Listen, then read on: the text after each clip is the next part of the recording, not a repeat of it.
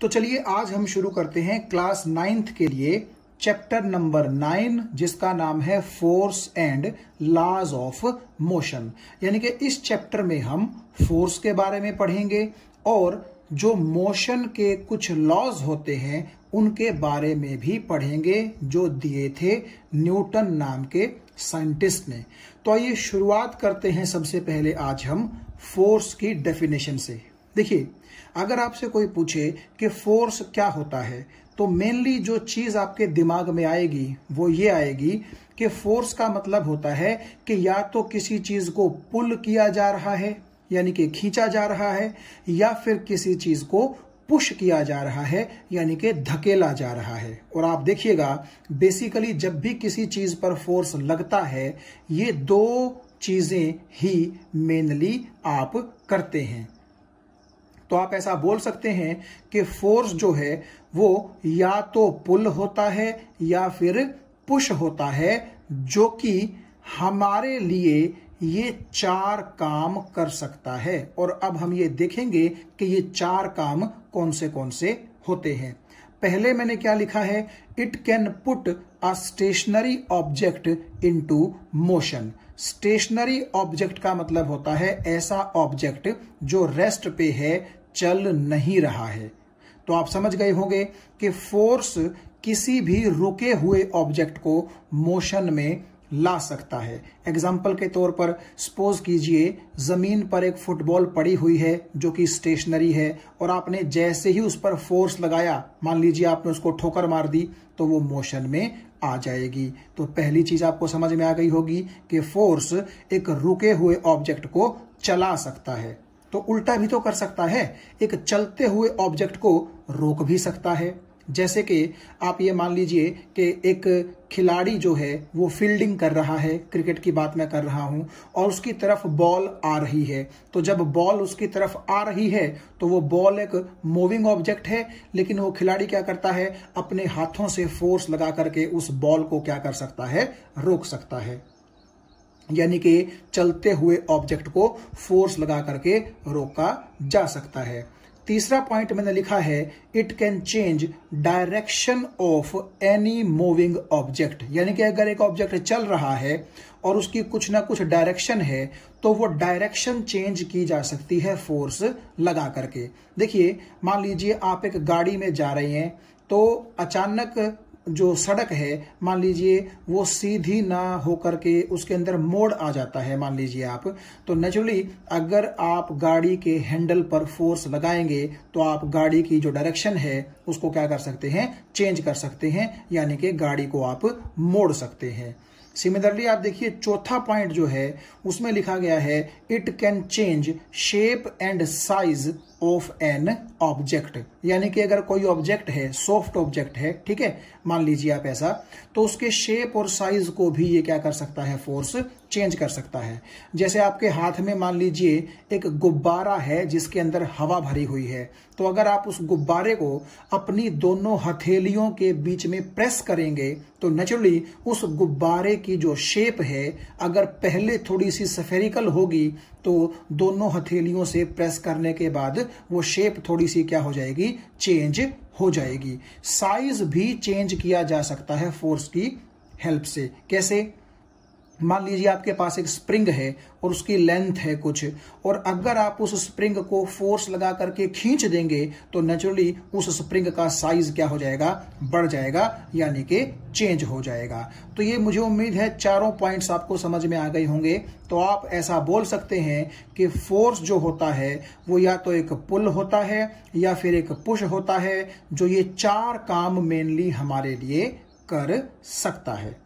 उसके बाद हम चलते हैं बैलेंस्ड फोर्सेस पर कि बैलेंस्ड फोर्सेस क्या होते हैं। देखिए, मान लीजिए एक ऑब्जेक्ट है और उस ऑब्जेक्ट पर ढेर सारे फोर्स लग रहे हैं, और यहां पर मेरा ढेर सारे फोर्स से मतलब है एक से ज्यादा फोर्सेस लग रहे हैं, चाहे वो फोर्सेस 2 लग रहे हैं, 3 लग रहे हैं या और भी ज्यादा हैं, लेकिन एक से ज्यादा फोर्सेस लग रहे हैं, मल्टीपल फोर्सेस लग रहे हैं।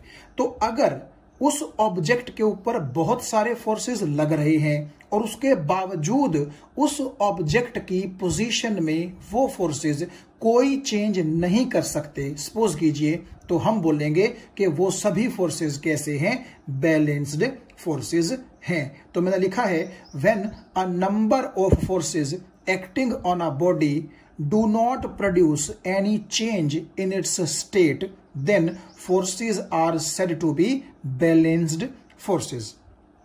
However, balanced forces may change shape and size of a soft object.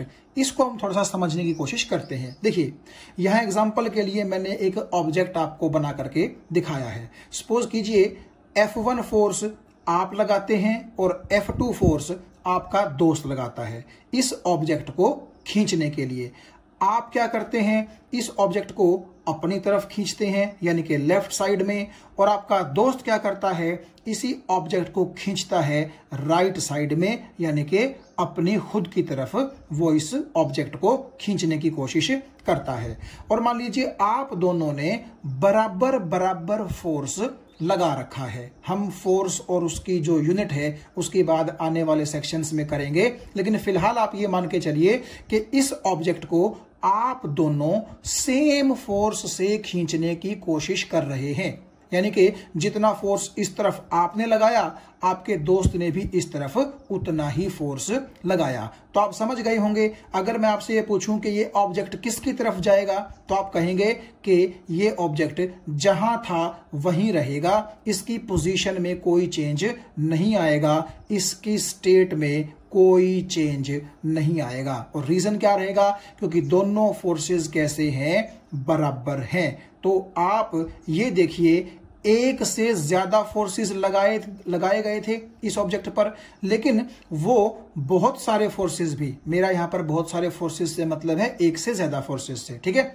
तो ये बहुत सारे फोर्सेस भी आपके ऑब्जेक्ट की जो पोजीशन है, उसकी जो स्टेट है, उसको चेंज नहीं कर पाए। हालांकि वो इस ऑब्जेक्ट पर एक्ट तो कर रहे थे, काम तो कर रहे थे इस ऑब्जेक्ट पर, तो इसीलिए इन दोनों फोर्सेस को बोला जाएगा बैलेंस्ड फोर्सेस। यानी कि आप बेसिकली ऐसा समझ सकते हैं कि बैलेंस्ड फोर्सेस एक दूसरे के इफेक्ट को क्या करते हैं, कैंसल कर देते हैं। तो आप ये देखिए, मैंने यहां पर यही लिखा है कि अगर दोनों फोर्सेस बराबर हों, हम फोर्स को क्या करते हैं, F से डिनोट करते हैं। तो F1 का मतलब है पहले पर्सन के द्वारा लगाया गया फोर्स और F2 का मतलब है दूसरे पर्सन के द्वारा लगाया गया फोर्स। और अगर दोनों फोर्सेस बराबर हों तो आप देखिएगा they will not produce any change in the position of the object, यानी कि एक दूसरे के इफेक्ट को उन्होंने क्या कर दिया है, कैंसल कर दिया गया है। तो ये जो आपके दोनों फोर्सेस हैं जो आपके ऑब्जेक्ट पर काम कर भी रहे थे, लेकिन बावजूद उसके वो इस ऑब्जेक्ट की स्टेट में कोई भी चेंज नहीं प्रोड्यूस कर सके, तो ऐसे फोर्सेस को बोला जाता है क्या, बैलेंस्ड फोर्सेस। यानी कि आप ये कह सकते हैं कि इन दोनों फोर्सेस ने एक दूसरे को बैलेंस कर दिया, एक दूसरे के इफेक्ट को कैंसल कर दिया। और जो ये लाइन मैंने लिखी है कि जो बैलेंस्ड फोर्सेस हैं, ठीक है, वो ऑब्जेक्ट की जो पोजीशन है उसमें तो चेंज नहीं कर पाए, लेकिन शेप एंड साइज को चेंज कर सकते हैं। इसका क्या मतलब है, अब ऐसा सोचिए आप कि ये ऑब्जेक्ट एक स्प्रिंग है, ठीक है। आपका दोस्त अगर इस तरफ फोर्स लगाएगा और आप अगर इस तरफ फोर्स लगाएंगे, तो ये तो आप समझ रहे होंगे कि जो स्प्रिंग है उसकी जो लेंथ है वो बढ़ जाएगी, यानी कि शेप और साइज तो चेंज हो जाएगा, लेकिन वो स्प्रिंग अल्टीमेटली ना आपके दोस्त की तरफ जाएगा और ना ही वो आपकी तरफ आएगा, रहेगा वो वहीं पर बीच में। हाँ, उसकी लेंथ जो है वो जरूर चेंज हो जाएगी। ये बात ठीक है। मतलब आप ये सोचिए कि जो स्प्रिंग का सेंटर है वो सेंटर ना जरा सा इधर ना जरा सा इधर मूव करेगा, कहीं भी मूव नहीं करेगा। हालांकि जो लेंथ है स्प्रिंग की वो जरूर बढ़ जाएगी। तो आप ये बोल सकते हैं कि जो बैलेंस्ड फोर्सेस होते हैं वो सिर्फ शेप और साइज को तो चेंज कर सकते हैं अगर वो भी सॉफ्ट ऑब्जेक्ट हो तो, लेकिन उस ऑब्जेक्ट की पोजीशन में, उस ऑब्जेक्ट की स्टेट में कोई भी चेंज नहीं ला सकते, क्योंकि वो एक दूसरे के इफेक्ट को क्या करते हैं, कैंसल कर देते हैं। तो सिमिलरली अगर इसी ऑब्जेक्ट पर एक फोर्स ऊपर की तरफ और एक फोर्स नीचे की तरफ लग रहा हो और वो दोनों भी बराबर हो, तो आप क्या बोलोगे कि इन दोनों फोर्सेस ने जैसे कैंसिल कर दिया था, तो उन दोनों फोर्सेस ने भी आपस में क्या कर दिया है, कैंसिल कर दिया है। तो चारों फोर्सेस मिलकर के इस ऑब्जेक्ट का कुछ नहीं बिगाड़ सके, इसकी स्टेट में चेंज नहीं ला सके। तो ऐसे फोर्सेस को अब आप समझ गए होंगे, हम बोलते हैं बैलेंस्ड फोर्सेस। तो लास्ट में आप ये कह सकते हैं कि अगर एक ही ऑब्जेक्ट पर बहुत सारे फोर्स काम कर रहे हो, नंबर ऑफ फोर्सेस काम कर रहे हो, और कुछ इस तरीके से काम कर रहे हो कि एक दूसरे के इफेक्ट को वो सब कैंसिल कर रहे हों और ऑब्जेक्ट की पोजीशन में कोई चेंज ना ला सकें, ऑब्जेक्ट की स्टेट में वो कोई चेंज ना ला सकें, ठीक है, तो हम उन फोर्सेस को क्या बोलेंगे, बैलेंस्ड फोर्सेस, यानी कि उन सभी फोर्सेस ने एक दूसरे के इफेक्ट को कैंसिल कर दिया है। तो आइए अब बात करते हैं अनबैलेंस्ड फोर्सेस की। तो अनबैलेंस्ड फोर्सेस का मतलब है कि अगर एक ऑब्जेक्ट पर बहुत सारे फोर्सेस काम कर रहे हैं और उन सब फोर्सेस का जो टोटल इफेक्ट है, मान लीजिए कि वो जीरो ना आए, तो बोला जाएगा कि वो फोर्सेस कैसे हैं, अनबैलेंस्ड फोर्सेस हैं। देखिए इस चीज को हम थोड़ा सा इस तरीके से समझते हैं कि मान लीजिए इस ऑब्जेक्ट पर हम एक से ज्यादा, यानी कि ये दो फोर्सेस दिखा देते हैं कि काम कर रहे हैं। इस तरफ F1 और इस तरफ आप देखिए F2 फोर्स है। और मान लीजिए कि जैसे हमने बैलेंस्ड फोर्सेस में देखा था कि दोनों फोर्सेस बराबर हैं, यहां पर हम एक चीज मान लेते हैं कि एक फोर्स बड़ा है और दूसरा फोर्स छोटा है। तो मान लीजिए F1 फोर्स ज्यादा है और F2 फोर्स कम है।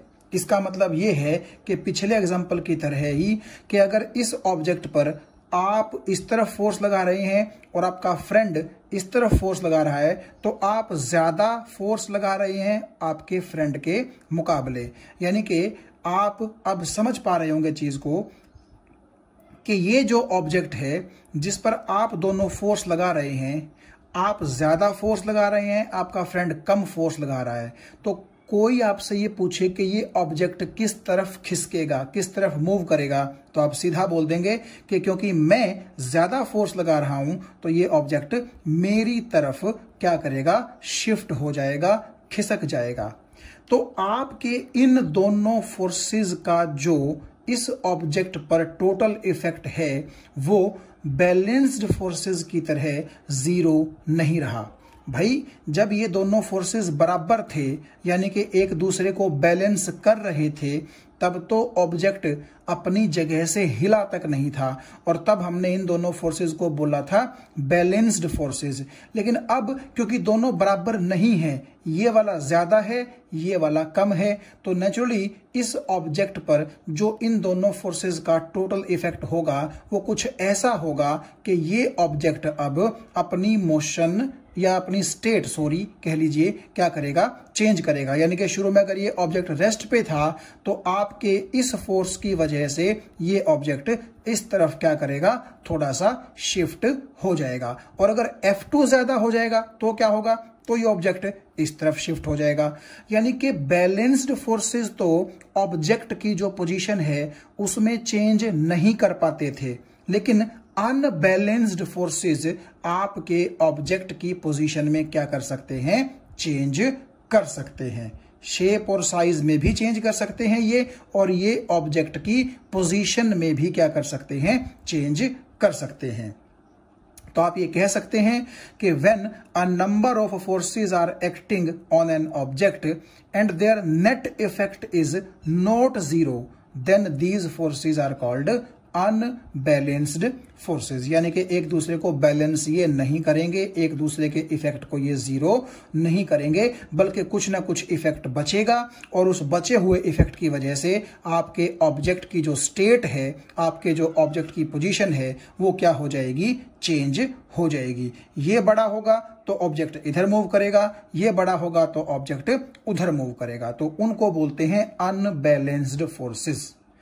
अब देखिए एक बात और यहां आप देखिए मैंने जो लिखी है कि फोर्स की जो एसआई यूनिट होती है वो न्यूटन होती है। न्यूटन आपने नाम सुना होगा, साइंटिस्ट का नाम है, उसी के नाम के ये मान लीजिए आप उसके रेस्पेक्ट में हमने जो यूनिट है फोर्स की वो भी क्या रख दी है, न्यूटन रख दी है। जैसे डिस्टेंस की यूनिट मीटर होती है, इसी तरह फोर्स को किस में मेजर किया जाता है, न्यूटन में मेजर किया जाता है, न्यूटन के ऑनर में। और इस न्यूटन को आप चाहें तो पूरा लिख सकते हैं, या फिर इसका अगर आप नोटेशन देखें तो वो सिर्फ कैपिटल एन होता है। अब हम बात करते हैं रिजल्टेंट या फिर नेट फोर्स की। अब इसका क्या मतलब है, देखो अगर आपका एक ऑब्जेक्ट है और उस ऑब्जेक्ट पर बहुत सारे फोर्सेस काम कर रहे हैं, तो उन सभी फोर्सेस का टोटल जो मिला जुला इफेक्ट है उस ऑब्जेक्ट पर, वही जो टोटल आपका मिला जुला इफेक्ट है उसी को रिजल्टेंट या फिर नेट फोर्स बोला जाता है। It is the total effect of all the forces acting on any object. Example के लिए आप ये देखिए, मान लीजिए इस ऑब्जेक्ट पर दो फोर्सेस काम कर रहे हैं, एक 10 न्यूटन का और एक 5 न्यूटन का। और आप ये समझ रहे होंगे कि अगर इस ऑब्जेक्ट पर दोनों फोर्सेस इस तरफ काम करेंगे तो नेचुरली ये दोनों फोर्सेस अनबैलेंस्ड होंगे। क्यों? क्योंकि आपका ये ऑब्जेक्ट इस तरफ क्या करेगा, मोशन शुरू कर देगा, यानी कि अपनी स्टेट में क्या ले आएगा, चेंज ले आएगा, अपनी अवस्था में चेंज ले आएगा। ये बात सही है। तो आपसे अगर कोई पूछे कि इस पर टोटल फोर्स कितना लग रहा है, रिजल्टेंट फोर्स कितना लग रहा है, नेट फोर्स कितना लग रहा है, तो आप कहेंगे कि क्योंकि इसके ऊपर दो फोर्सेस लग रहे हैं और दोनों फोर्सेस सेम डायरेक्शन में लग रहे हैं, इसीलिए total force, net force, resultant force इस ऑब्जेक्ट पर कितना हो जाएगा, दोनों का सम यानी कि 15 न्यूटन हो जाएगा। और अगर ये दोनों फोर्सेस एक दूसरे के अगेंस्ट काम कर रहे हो, यानी कि 10 न्यूटन का फोर्स सपोज कीजिए इधर लग रहा हो और 5 न्यूटन का फोर्स सपोज कीजिए इधर लग रहा हो, तो क्या होगा, तो आप जानते हैं कि ये ऑब्जेक्ट आपका 10 न्यूटन वाले फोर्स की डायरेक्शन में क्या होगा, खिसक जाएगा। तो इसका मतलब है कि इधर 10 और इधर 5, तो टोटल आपका जो इफेक्ट हुआ दोनों फोर्सेस का मिला जुला वो कितना होगा, 10 में से आप 5 को क्या कर देंगे, सब्ट्रैक्ट कर देंगे, यानी कि आपका F1 में से F2 सब्ट्रैक्ट हो जाएगा, तो 10 - 5 यानी कि 5 न्यूटन का टोटल इफेक्ट इस ऑब्जेक्ट पर होगा। और जब दो फोर्सेस आप ये देखिए अपोजिट होते हैं एक दूसरे के, तो टोटल फोर्स यानी कि नेट फोर्स कैसे निकाला जाता है, उनको घटा करके निकाला जाता है। और जो आपका ऑब्जेक्ट है वो उसी तरफ मूव करता है जिस तरफ बड़ा फोर्स होता है। यानी कि अगर आपका F1 बड़ा है और F2 छोटा है तो नेट फोर्स होगा F1 - F2, लेकिन अगर F2 बड़ा है और F1 छोटा है तो आपका रिजल्टेंट फोर्स यानी कि नेट फोर्स होगा F2 - F1।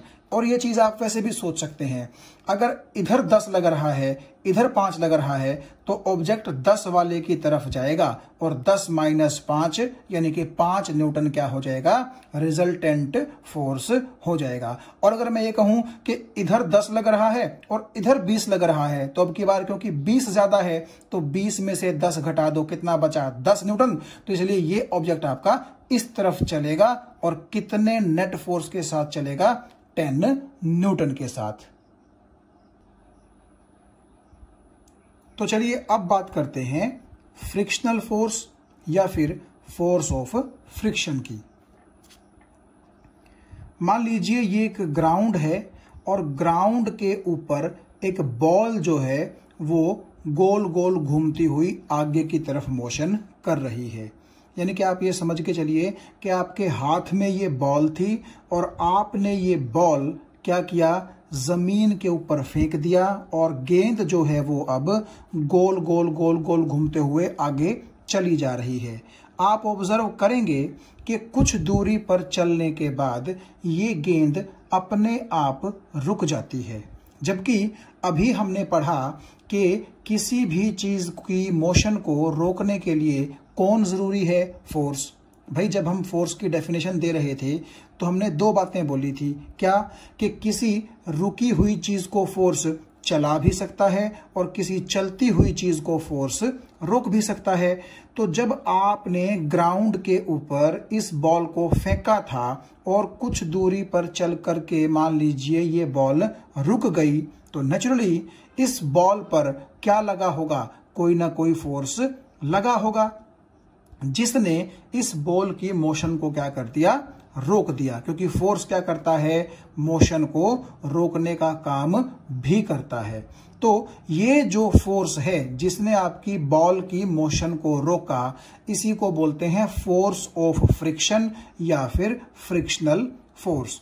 और देखिएगा, ये फोर्स तब पैदा होता है जब एक सरफेस दूसरे सरफेस के ऊपर रगड़ खाता है। इसका क्या मतलब है? देखिए, ये ग्राउंड जो है ये एक सरफेस हो गया और जो बॉल का सरफेस है वो हो गया दूसरा सरफेस।